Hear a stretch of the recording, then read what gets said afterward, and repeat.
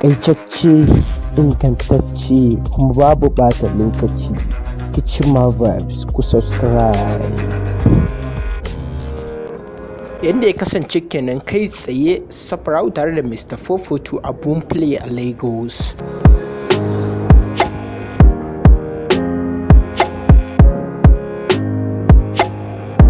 Yadda djabbs ma ya koka ya yi mamaki kuma ya congratulating Mr442 tare da Safara'u zuwansu Boomplay.